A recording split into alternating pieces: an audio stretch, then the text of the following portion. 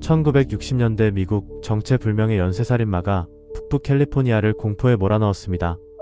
그는 자신을 조디악이라 불렀고 언론과 경찰을 상대로 게임을 하듯 도전장을 내밀었죠.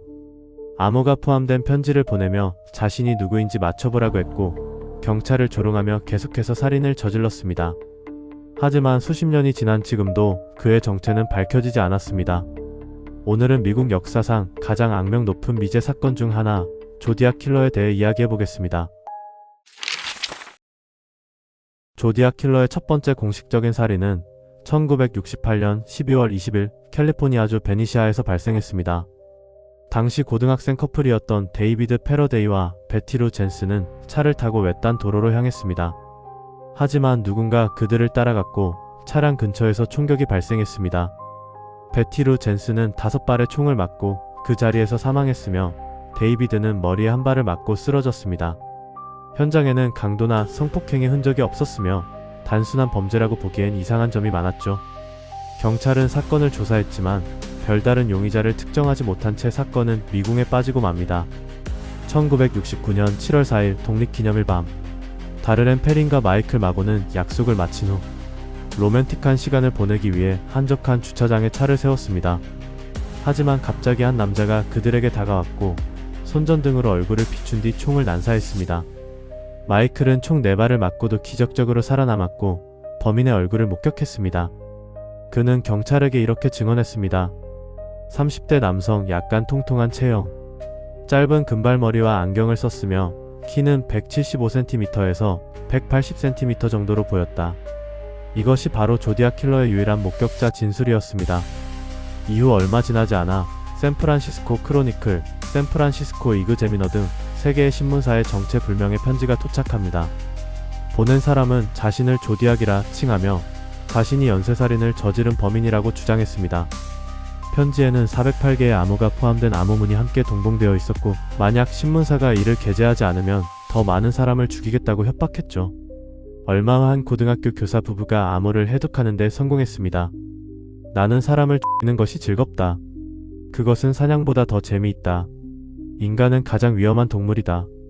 그러나 많은 사람들이 기대했던 범인의 이름은 암호문에 포함되지 않았습니다. 1969년 10월 11일 샌프란시스코, 택시기사 폴 스타인이 손님을 태우고 프레시디오 하이츠 지역으로 향했습니다. 목적지에 도착한 후 그는 머리에 총상을 입고 사망한 채 발견되었습니다.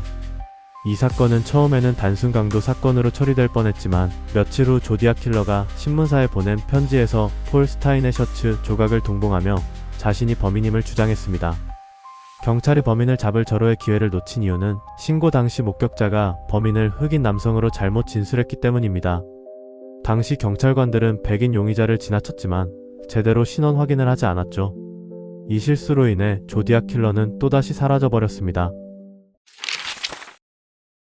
수십 년 동안 여러 명이 조디악 킬러로 지목되었습니다.